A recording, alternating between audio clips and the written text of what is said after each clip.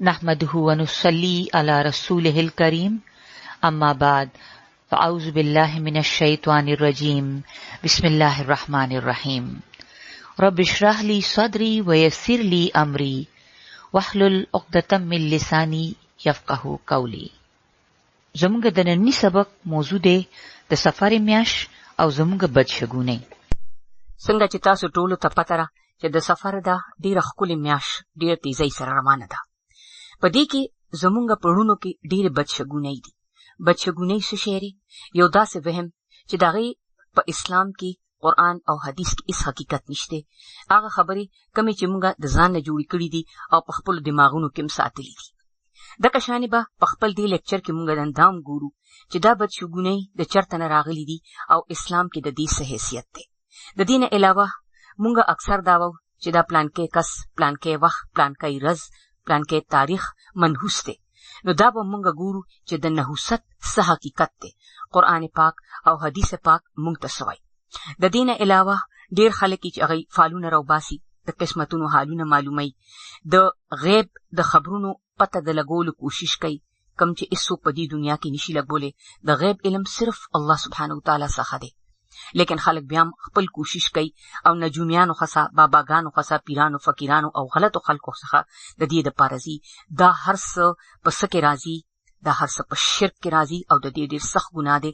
نن به مونږ په دې لیکچر کې ګورو د قرآن او د احادیث په رڼا کې چې الله سبحانه وتعالی او نبی پاک صلی الله علیه وسلم د دې ټولو څیزونو باره کې څه فرمایلي دي. دغه شانې په مونږ کې د بعضو خلکو پړونو کې ډېرې وسوسې راځي، ډېر وهمونه راځي، ډیر شکونه د هغوی پړه کې راځي. د خلکو باره کې هم هغوی شکونه، د رشتې دارانو باره کې هم د هغوی پړه کې مختلف شکونه او ډېرې بدګمانۍ یې چې دا کار به دې کس داسې کړی، دا به ضرور ده ویلي، دا خبره به ده کړي، دا غلطي به ده نه شوي، او د ځان نه مونږ خبرې په خپلو دماغونو کې پیدا کوو او هغه خورو هم. نو د دې ټول نه به مونږ څنګه بچ کیږو؟ اسلام مونږ ته کومه لار د دې ټولو غلطو څیزونو نه د بچ کولو دپاره ښولې ده. دغه شانې مونږ دام وو چې دا بیماری د دې کس نه ماته ولګېده، دا پلانکی مونږ راغلی او هغه ډېر زیات ناجوړه او د هغه نه دا بیماري زما دې کور ته رادننه شوه، ماته ولګېده یا زما دې بچو ته ولګېده. نو د بل کس نه د بیمارۍ د لګېدو څه حقیقت دی او اسلام د دې باره کې څه وایي؟ نو تاسو که د دې ټولو خبرو باره کې ځان خبرول غواړئ د قرآن پاک او د احادیثو په رڼا کې، نو دا لیکچر تر اخره پورې واورئ انشاءالله. او هره ښه خبره چا سره شیر کول صدقه ده او د قرآن پاک او د احادیثو شیر کول عظیمه صدقه جاریه ده. ستاسو نه چې سوره کیږي دوره دا لیکچر خلکو سره شیر کوي چې الله سبحانه وتعالی مونږ ټول په دې صدقه جاریه کې یو ځای کړي انشاءالله. د سفر میاشت د اسلامی کلندر دویمه میاشت ده او د دې میاشتې لحاظ سره په خلکو کې ډېر غلط فهمۍ دي. یو طرف ته زمونږ وهمونه، وسوسې، شکونه او ګمانونه دي او بل طرف ته مونږ د دې د خپلې مرضۍ علاج هم راایستلی. مثلا په دې میاشت کې واده نه کول، چڼې یشول او په ټوله محله کې ویشل چې زمونږ بلاګانې خلکو کره لړی شي، د اوړو نه 365 ګولۍ جوړول او په تالابونو کې غورځول چې بلاګانې زمونږ د کور نه لرې شي او زمونږ په رزق کې ترقي وشي. 11 د پاسه 300 ځله یا د دینه هم زیات ځله سوره مزمل ویل. دا میاشت د مړو دپاره درانه ګڼل او د دې 14 تاریخ منحوس ګڼل.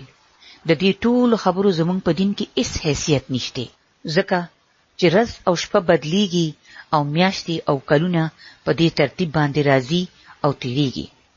الله پاک فرمایلی دی وجعلنا الليل والنهار آیتین فمحونا آیت اللیل وجعلنا آیت النهار مبصرة لتبتغوا فضلا من ربکم ولتعلموا عدد السنین والحساب. بنی اسرائیل 12 آیت. مونږ ورځ او شپه دوه نښې پیدا کړي دي چې په دې کې د شپې نښه مونږ بېنوره او د ورځې نښه رڼا سره جوړه کړې ده چې تاسو د خپل رب فضل تلاش کړئ او تاسو ته د کلونو د شمار او د هغې د حساب پته ولګي. د نور راختل، د ورځې راتلل، د نور ډوبېدل، د شپې راتلل، دا ټول د الله پاک نښې دي، ځکه چې دې سره ورځې، شپې، هفتې، میاشتې او کلونه تیریږي. او دکه میاشتې او کلونه زمانه ده چې دې زمانې ته کله مونږه بد وو. انو حدیث پاک دی، یؤذینی ابن آدمه یسب الدهر وانا الدهر بیدی الامر اقلب اللیل والنهار. اے ابن آدم، زمانی تا کنزل مکو، دا مال اذیت راکی، زکا چې زمانه زیم، زما پلاس کې هر کار دی، زرز او شپا یو بل پسی راولم. صحیح بخاری. اسلامی میاشتې د سپوږمۍ بدلیدو سره بدلیږي. الله پاک فرمایي، یسألونک عن الاحلة قل هي مواقیت للناس والحج. سورہ بقرہ. خلک چې د رسول الله نه د سپوږمۍ باره کې تپوس کوي، نو ورته ووایه چې دا د خلکو او د حج دپاره د وخت معلومولو ذریعه ده. د سپوږمۍ دی کلندر کې الله پاک د انسانانو دپاره دا اهتمام خري چې هغه ته په اسانۍ باندې د تاریخونو د حساب کتاب پته لګي. سپوږمۍ د الله پاک د مقرر کړي قانون پابند ده. د دې په غټېدو یا په وړوکې کېدو باندې نه د چا په قسمت باندې خراب اثر ګرځېږي او نه د یو خاص میاشت راتلو سره، یو خاص سپوږمۍ لیدو سره د چا نحوست شروع کېږي او نه د چا خوشقسمتي شروع کېږي. د انسان خوشقسمتي او بدقسمتي نور سپوږمۍ او ستورو سره نه ده، بلکې د انسان خپلو اعمالو سره ده. ځکه چې دا څیزونه خو الله پاک صرف د شپو، ورځو او د میاشتو کلونو د حساب د پاره پیدا کړی دي او د دې لپاره چې موږ ته د خپل عبادت د ټیمونو صحیح پته وي. د میاشتو تعدادم الله پاک په خپله مقرر کړی دی.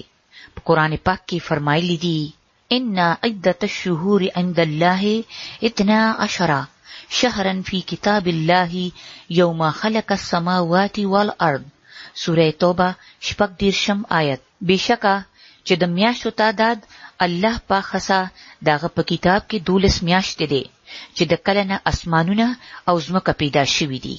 کلندر که قمری، که شمسی، که بکرمی، چرته د محرم او سفر نه، چرته د جنوري فروری نه، او چرته د چیت او د بیساک نه شروع کیږي. نمونه مختلف دي خو تعداد 12 دی. د سفر هغه میاشت ده چې رسول الله صلی الله علیه وسلم خپل عام عبادتونه کړي دي، نه په خپل د دین علاوه څه خاص عبادت کړي دي او نه موږ له حکم راکړی دی او نه موږ د څه بلا نه یرولی یو. وهمونه، وسوسې، شکونه، بدګمانۍ، تهمتونه، دا ټول څیزونه کم چې موږ د دې میاشتې سره تړلي دي، په دې کې هیڅ حقیقت نشته. په عربو کې د دې میاشتې باره کې ډېر غلط سوچونه و.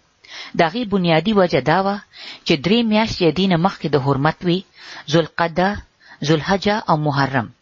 په دې 3 میاشتو کې به دی هیڅ قسم جنگ جګړې نه کولی او انتظار به کو چې دا پابندیان ختم شي. دی بهر راوځي او جنگ جګړې او فسادونه، غلاګانې، ډاکې او ټول غلط کارونه شروع کی او د دې لپاره به دی د خپلو کورونو نه راووتل او کورونه به شاته خالی پاتې شو. انو په عربی ژبه کې سفر المکان خالی کور ته وایي. د سفر یا د صفر مطلب دی خالی.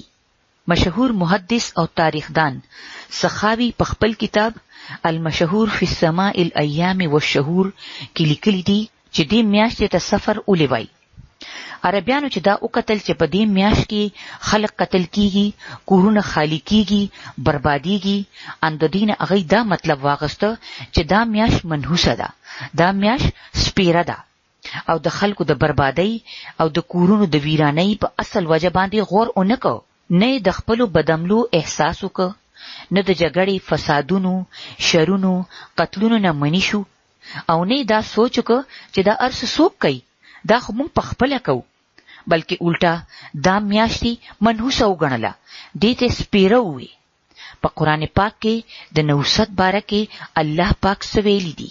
وَكُلَّ إِنسَانٍ أَلْزَمْنَاهُ طَائِرَهُ فِي عُنُقِهِ وَنُخْرِجُ لَهُ يَوْمَ الْقِيَامَةِ كِتَابًا يَلْقَاهُ مَنْشُورًا اقرأ كِتَابَكَ كَفَى بِنَفْسِكَ الْيَوْمَ عَلَيْكَ حَسِيبًا. سورہ بنی اسرائیل. د هر انسان شګون مونږ داغه په غاړه کې ځوند کړی دی او د قیامت پرځ به مونږ یو کتاب د مخې ته کولاو کو چې وایي خپل عمل نامه نن د خپل حساب کولو د پاره ته په خپل ډیری. نو د دې آیت نه دا صفا پته لګي چې د انسان د نحوست تعلق دغه خپل اعمالو سره دی. مونږ اکثر دا غنو چې نحوست چې ته بهر نه راغلی دی. کله یو انسان، کله یو ساروی، کله یو هنسا، کله یو میاش، دې ته مونږ سپیرو، مونږ وته منحوس وو. په عربی کې د نحوست لپاره طیاره استعمالیږي. طیرون نراوته دی، مطلب دا دی مرغی. عربیانو بچون کې فال په مرغو باندې راو باسه، نو ځکه به دې ته طایر بدفالی وی، یعنی خراب شګون او نحوست. په اسلام کې نه یو ورځ، نه یو ځای، نه یو انسان منحوس دی، بلکې دراصل د هر انسان خپل عمل، داغه رویه، داغه اخلاق او داغه طریقه داغه د پاره ازمایښونه راړي. الله پاک فرمایلی دی: ما اصابک من حسنة فمن الله وما اصابک من سیئة فمن نفسک. چې کوم خیر تا ته راورسی هغه د الله د طرف نه دی، او کوم شر چې تا ته راورسی هغه ستا د نفس د طرف نه دی. سوره نساء یو کم 80 آیت. کم کس چې وهمونه کوي داغه باره کې رسول الله صلی الله علیه وسلم فرمایلی دی: من ردته الطیرة من حاجة فقد اشرک. قالوا یا رسول الله ما کفارة ذلك؟ قال ان يقول احدهم اللهم لا خير الا خيرك ولا طير الا طيرك ولا اله غيرك. مسند احمد. چا چې دیو سیز نه د غیب خبره معلومه کړه او د خپل مقصد نه واپس شو، هغه شرک وکړ. صحابه کرام تپوس وکړ چې یا رسول الله د دې کفاره څه ده؟ رسول پاک او فرمایل چې هغه دی وای چې یا الله ستا د راکړي خیر نه علاوه خیر نشته، ستا د فال نه علاوه فال نشته، او ستا نه علاوه هیڅوک معبود نشته. د فال مطلب دی د غیب علم، د مستقبل حال، پیشنګوئی. مثال په تور باندې یو کس د کور نه ووته او تور پیشوی مخه ته تیر شوه، هغه غنی چې دا خو نحوست دی او کور ته واپس راغی. په کتو کې خدای یو معمولی غوندې خبره ده، خو په حقیقت کې دا شرک دی، ځکه د یو انسان د نفع او د نقصان ذمہ دار پیشو نه ده او نه د پیشو په لاس کې ده. اکثر داسې کیږي چې زموږ د لاپروايي په وجه باندې یو کار خراب شي او شیطان زموږ په مزغو کې دا واچي چې دا ټوله خرابي د پلانکی کسب په وجه ده، ځکه چې هغه سحر ستا په مخ باندې لګېدلو. اوس به ستا ټوله رس خرابوي او ستا ټول کارونه به ګډوډ شي. دا کشان که زموږ سترګه رپیږي انو موږ ویریږو، یا که زموږ په لاس کې خارخي انو موږ دا امید وساتو چې نن به موږ ته خامخا مال ملاویږي. که د پیزار د پاسه پیزار راشي انو موږ زر وو چې اوس به موږ چته سفر لزو.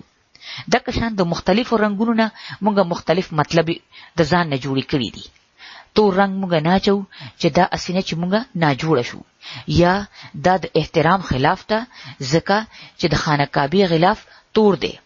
دا کشانی شنه پیزار موږ نه چو ځکه چې دا بی ادبی ده.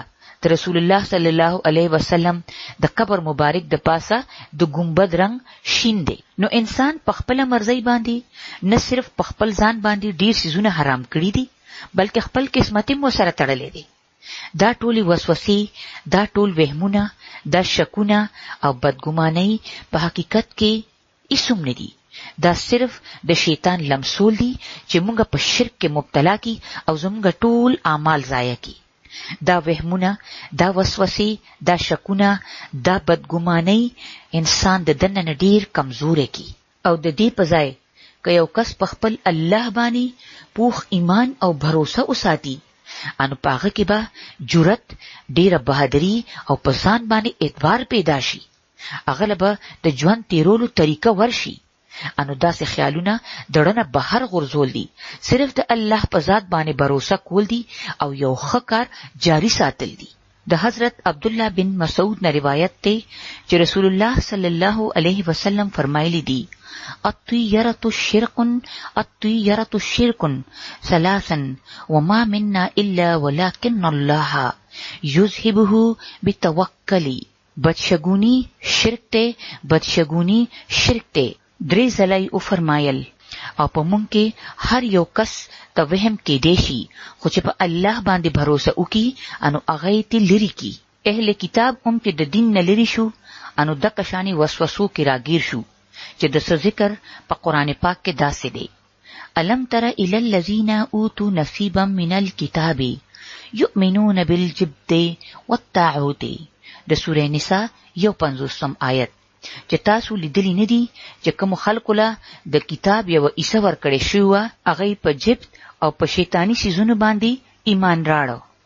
جبت بے حقیقته، بے مقصده او بے فائدې سیستوي او د کشانی د وهم اس حقیقت او بنیاد نشته. په اسلام کې هغه ټول سيزونه بیکاره او بے مقصده دي. مثلا د غیب حال معلومول او فالونه رو باسل، د قسمتونو حال معلومول، وهمونه کول، وسوسې ساتل. د دې ټول سيزونو نه اسلام موږ سختۍ سره منې کړیو چې په موږ باندې یو وړوکی غونډه تکلیف راشي یا زموږ طبیعت خراب شي انو موږ الزام زر بل کس لورکو او خپل تعلقات خراب کو. د خپل غلطۍ او د خپل کوتاهۍ جایزه نالو. زمونږ په ذهن کې د ټول نظر دا خیال راشي چې دې کس ما باندې جادو کړی دی یا ما باندې تعویذونه او کوډې کړی دي. انو د دې ټولو وهمونو پړک ساتل د مینې رشتې ختم کی او دغه وجره چې انسان د خپل عمل سمولو په ځای خپل اصلاح کولو په ځای خپل تعلقات نور بنیانو سره ختم کی او یوازې پاتې شي او نفسیاتی مریض شي. د شیطان د هر قسم شر او یا که تاسو په ځان باندې اثر محسوس کوئ انو د علاج د پاره الله پاک ډیر ذکرونه او دعاګانې را لېږلي دي چې پاغي باندې مونږ د هر یو سیز نه ځان بچ کولې شو. د حضرت ابو هريره رضی الله عنه نه روایت دی چې رسول الله صلی الله علیه وسلم فرمایلی دي: لا ادوا ولا طیرتا ولا حمتا ولا سفرا وفر من المجذوم کما تفر من الاسد. صحیح بخاری. د مرض لګیدل، نحوست، اولو او سفر اس ندی او د جزامی کس نه داسې بچ شي څنګه چې د ازمری نه بچ کیږي. اکثر دا لیدلی شي چې چاته بیماری لګي او چاته نه لګي. که اصل وجه انسان یا څه شی وي انو هر یو کس پنا جوړه کېدو، خو حقیقت داره چې سو پوری د الله پاک اذن نی، د الله پاک مرضی نی ان یو کس تعالی نفع یا نقصان نشي درکوله، نه یو جراثیم او نه یو وبای بیماری. رومبه مریض چې چا نه جوړ کړو یعنی الله پاک، دویم مریض او داغې نه پس ټول خلق به هم د هغه الله په اذن باندې نه جوړ کیږي. البته الله پاک انسان ته د ډیر احتیاط حکم هم ورکړی دی، خو باور او توکل صرف د الله په ذات باندې ساتل دي. اولو یو مرغۍ ده چې لاټو ورته هم ویل شي. انو په عربو کې چې دا مرغۍ आवाज راوباسي انو هغه ډیر زیات نحوست ګڼل شي. بل طرف ته یورپ کې د کم مرغۍ د عقل مندۍ نه ګڼل شي. مونږ پله چې پښو جړه आवाज راوباسي انو مونږ ډیر زیات منحوس کړو. او د کشان په یورپ کې د 13 لکه 14 هندسه منحوسه ګڼل شي. او دا غي د وهم حالت دا دی چې هغه بلډینګونه جوړ کی ان په 14 منزل باندې دغه نمبر ناچي. انو دغه اثر په مونږ باندې هم شوه دی. او مونږ کې څه خلک د سفر د میاشتې 14 تاریخ منحوس ګڼي. بل طرف ته د چین خلک 14 تاریخ ډیر برکت والا او ډیر بختور ګڼي. نو حقیقت سره حقیقت صرف دا دی چې دا ټول خبرې بے فائدې دي، وهمونه دي، وسوسې دي او بدشګونې دي. حضرت جابر رضی الله عنه فرمایي چې ما د رسول پاک صلی الله علیه وسلم د خورینه اوریدلی دي: لا ادوا ولا سفر ولا غولا. صحیح مسلم. چې د مرض لګیدل، سفر او بھوت پریت هیڅ هم نه دي. د حضرت ابو هريره روایت دی چې رسول پاک صلی الله علیه وسلم فرمایلی دي: لا ادوا ولا حمتا ولا نوء ولا سفر. چې یو بیماریم لګیدو والا نه ده، نه د اولو راوتل سدي، نه د ستورو سه اثر شته او نه د سفر میاش منحوسه ده. نو د دینه دا پته ولګیده چې په زندګۍ کې څه واقعیات راشي انو هغه د ستورو اثر ګڼل یا نحوست ګڼل اس حقیقت نه لري. ځایچی راو باسل، بعضی تاریخونه منحوس ګڼل دا ټول وهمي او خیالي خبرې دي. حضرت زید بن خالد رضی الله عنهما نه روایت دی چې رسول پاک صلی الله علیه وسلم په مونږ باندې د حدیبیه په مقام کې د سحر موز وکړ. دغه شپه باران شو. رسول پاک چې د موز نه فارغ شو انو خلکو طرف ته توجه ورکړه او وی فرمایل چې تاسو ته پته را چې تاسو رب سویلی دي. انو صحابه کرام عرض وکړ چې الله او داغه رسول زیات خبر دي. رسول پاک او فرمایل چې الله تعالی فرمایلی دي چې زما بنیانو په دې حال کې سحر کړی دی چې په دې کې څه خلکو په ما باندې ایمان راوړی دی او دې کې څه خلکو ما سره کفر کړی دی. چا چې په ما باندې ایمان راوړی دی انو هغه ویلی دي چې د الله پاک فضل او رحمت سره په موږ باران وشو. انو هغه ما باندې ایمان راړل والا خلک دی او ستورو سره کفر کول والا. او چا چې دا وی چې پلانکی او پلانکی ستوري په وجه باندې باران شوی دی انو هغه ما سره کفر وکړو او په ستورو باندې ایمان راړو. نو د ستورو د خپل خوش قسمتۍ یا د بد قسمتۍ علامت ګڼل انسان کفر ته رسي. البته خصيزونه موږ د ځان د پاره د خوش قسمتۍ نخه ګڼلې شو. د حضرت انس رضی الله عنه نه روایت ده چې رسول پاک فرمایلی دي لا عدوى ولا طيرة ويعجبني الفعل الصالح الكلمة الحسنة. صحیح بخاری. چې یو مرض د لګیدو والا نه دی نه بدفعلی څه شی دی او نیک فعل او ښه کلمه زما خوښه ده. د سوچ کولو خبره دا ده چې دوره واضح احکامات دي د قرآن پاک او د رسول الله صلی الله علیه وسلم. د اغینه باوجودم زموږ په معاشره کې دا ټول وسوسې دا ټول غلط خیالونه دا بدشګونی او دا وهمونه ولیدي. د دې یو وجه دا یو خبره هم کې دی شي من بشرنی بخروج السفر بشرته جنت. کم کس چې مالا د سفر د میاشتې د تیریدو خوشخبری راکي زب اغله د جنت بشارت ورکم. انو دا یو حدیث نره بلکې د ځان نه جوړ شوی یو خبره ده. لہذا په دې میاشت کې واده نه کول د ماشوم حقیقه نه کول او نور داسې رسمونه نه کول د اسلام طرز عمل نه لري. د کشان د دې میاشتې په 14 تاریخ باندې په خلکو باندې د ډوډۍ خورولو هم هیڅ ثبوت نشته.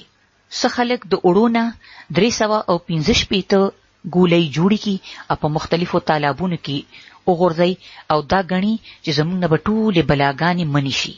په دې خبره کې هم هیڅ حقیقت نشته. او د هر سنه عجیبه خبره خدا ده چې یو طرف ته خو خلک دې میاشت ته سپیروي منحوسه غني او بل طرف ته خوشحالي مناوي او دلیل دا پیش کوي چې په دې ورځ باندې رسول پاک صلی الله علیه وسلم د بیماری نه خښوي او په دې خوشحالي کې سیلونو لوزي او مزي کوي. حالانکه تاریخ وایي چې خبره د دینه بالکل الټه ده. فبدأ بالرسول الله صلی الله علیه وسلم وجعه الذي قبضه الله فيه. رسول الله صلی الله علیه وسلم د هغه بیماری ابتدا شوه په کوم کې چې الله پاک داغه روح قبض کړو. دا ټول خبرې د ځان نه جوړې شوې دي او د دې په بنیاد باندې د دې میاشتې د اخیری بود باندې یا د اخیری شروع باندې چوټي کیږي. کاروبارونه بند شي او خاص کر چې کم خلک خپل لاس سره کار کوي کاریګری او مزدورانی انو هغه چوټي کوي او د مټیای مطالبه هم کوي او باقاعده مټیای تقسیمیږي او د غرض د چوټي ورکول یو ډیر د اجر او د ثواب خبره ګڼل شي. خاص کر دې سوچ سره چوری جوړیږي چې رسول پاک صلی الله علیه وسلم صحت یاب شوی او هغه چوری خوړلې و. خزي خپل کپڑے اچي او خاص طور باندې سیل لذي. خو د دې ټول خبرو دلیل نه په سیرت پاک کشته نه په حدیثونو کشته نه په قران پاک کشته. نو دې لحاظ سره د یو مسلمان عقیده ډیره مضبوطه او داغه ذهن بالکل صفا پکاري چې خوشحالي او غم نفع او نقصان هر څه د الله په لاس کې دي. یو تکلیف او یو خوشحالي تر هغه وخت پورې نشي راتلی تر څو پورې چې پکې د الله پاک اذن ني شامل تر څو پورې چې الله نه غواړي. په قرآن مجید کې الله پاک فرمایلی دي قل لن يصيبنا الا ما كتب الله لنا هو مولانا وعلى الله فليتوكل المؤمنون. سورة توبه 51 آیت. وایا تر هغه پوری مونږ ته یو نیکی یا بدی نشي را رسیدي تر څو پوری چې الله پاک هغه مونږ لیکلی ني هغه زموږ مالک دی او ایمان والا په الله باندې भरोसा ساتي. رسول الله صلی الله علیه وسلم فرمایلی دي ما اصابک لم یکن لیخطئک وما اخطاک لم یکن لیصیبک. چې کوم مصیبت تا ته راورسېدو ته د هغې نه بچ کېدی نه شوې او چې د کوم نه ته بچ شوې هغه تا باندې راتلی نه شو. او دا سوچ انسان په هر حال کې مطمئن ساتي چې څه کېږي د الله پاک اذن سره کېږي او چې څه وشي انو په هغې کې د الله پاک د حکمت څه نه څه راځي. دا عقیده د انسان د توحید عقیده مضبوطی او انسان ته پته ولګي چې پناه صرف او صرف هغه یو ذات څخه ده او هغه د شرک په شان د غټ ګناه نه بچ شي او هغه د خپل هر نفع او د هر نقصان مالک الله وحده لا شریک ګڼي او د یو انسان یا د یو سیز نه هم نه یریږي. اللهم لا خیر الا خیرک ولا طیر الا طیرک ولا اله غیرک. یا الله ستا د راکړي خیر نه علاوه بل خیر نشته، ستا د فال نه علاوه بل فال نشته او ستا نه علاوه هیڅوک معبود نشته.